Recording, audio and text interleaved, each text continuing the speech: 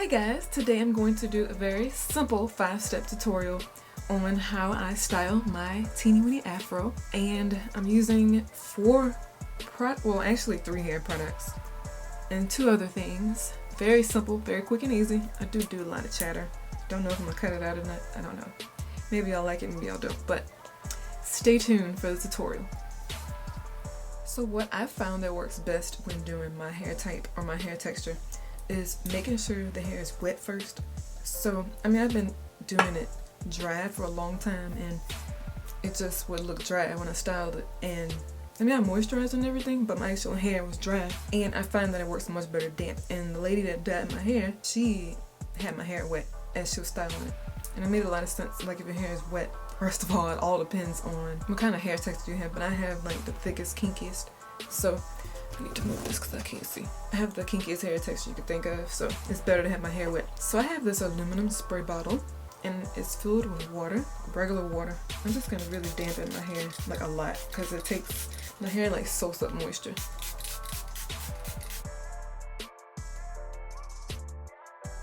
You can kind of run your hands through it to see if you have enough. It's usually the middle part that never does.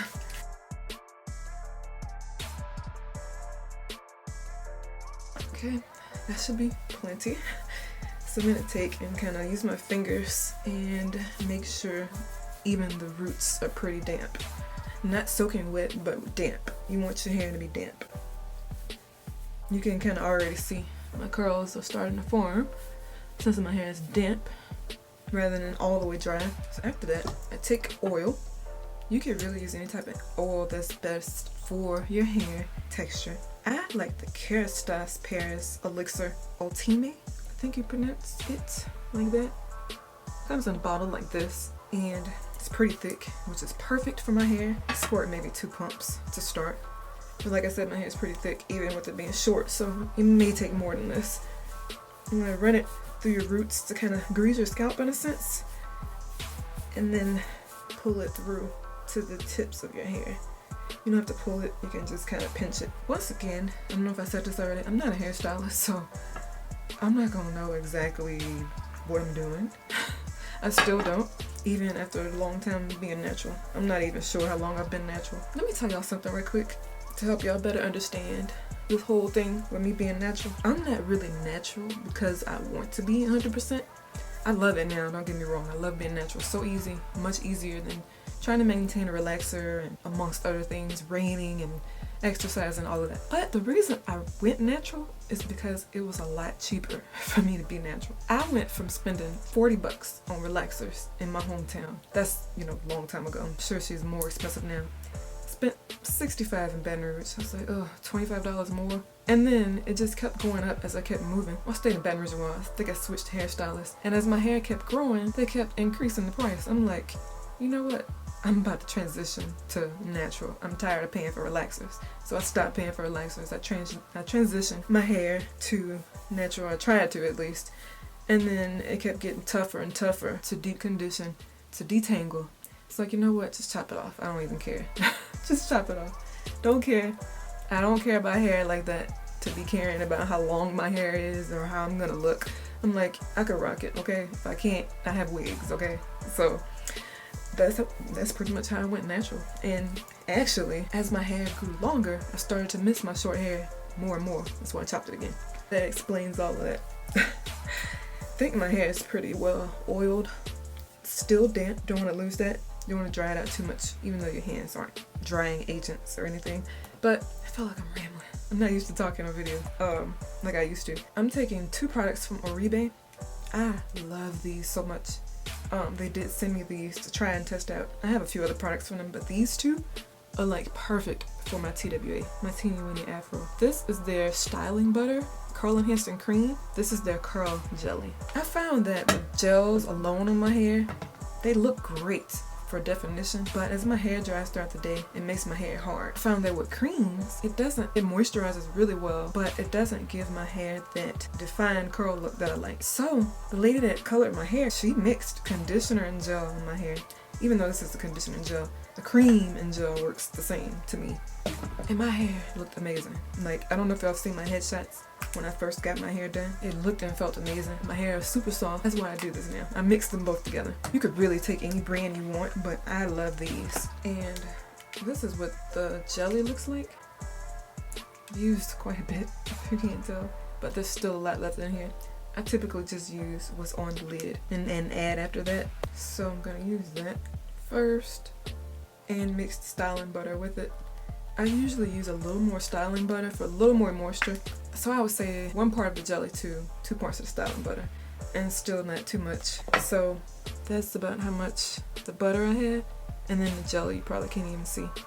But I mixed those between my hands. It's gonna look mostly white. No worries about that, by the way. And then do the same thing. Go from root to tip. And I'm gonna tell y'all right now, this is not enough for my hair. Don't worry about the white stuff. That's to be expected. Okay, maybe y'all can see better now. So now I'm taking most of the jelly. So I have a lot of white stuff in my hair. You kind of want to reduce that a little bit. I'm taking more of the jelly this time, and then a little bit of the butter. You can kind of play with it to see what works best for your hair. And then this is quite a bit too, because the middle of my hair hasn't even been touched yet with product. So now I'm doing the back and middle, and then moving what's left on my hands to my edges and front. And already, I don't know if y'all can see, you can see how my hair is softened from using those products. And just ignore my hair, my color's growing out a little bit. My hair grows super fast. It's too early for me to bleach it right now, so I have to wait a few more weeks before I do that. Just make sure your hair is well hydrated all over and still damp. Now, you can see it kind of got rid of the white stuff and you add more to jelly, so you can do that now or do it later. With the white product residue, you don't have to really worry about that because you're gonna, well, I'm about to sponge it out anyway, because that's what I used to define my hair while it's short. It's another reason why I love my hair short. I don't have to twist out. I could do this and twist it out. So this is just a sponge I got from my local beauty supply store. Fits right in the palm of your hand. I got the smaller one. It works a lot better than the bigger one. I've used that one too. First time I cut my hair. So I like the flat side. I don't really like the ridges too much. It doesn't work well on my hair. So I like to start on the sides and move in circular motions. And you can already kind of see the curls starting to form. And you do that over your entire head until you're done.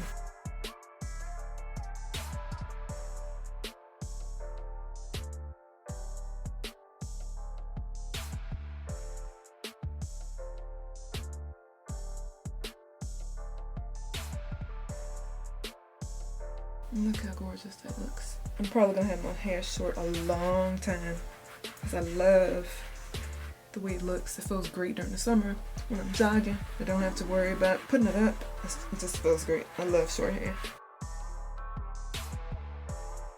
Alright, it's just about done. It doesn't take long. It just depends on how defined you want the curls. That's how long you can go. And I know y'all can't see on camera, but my hair is super soft. Super soft. It's like I just washed it and I didn't.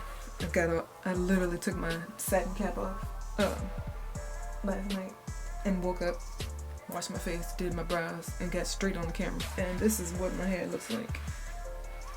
And that's my hair, guys. It's pretty simple. You can also set it with hairspray. All it does is just keeps your curls in place so they don't move. But my hair is so short to where they don't move anyway, so I usually skip that step, but you could definitely do hairspray, prevent frizziness, anything like that. With these, I really don't have frizziness, to be honest. To do all of these steps, it's not even that many steps, 4 or 5 steps if you include the sponge, but very simple way to style your afro. Yeah, that. So I hope you guys enjoyed my simple tutorial. Hope it wasn't too complicated, but it's easy. I don't like wasting a lot of time in my hair. I have other things to do. So this is easy for me. I hope you guys find it easy as well. If you use certain products for yours, let me know. I might try those and see if I like those as well. If you have any questions, leave them below. I will talk to all of you soon. Thank you for watching.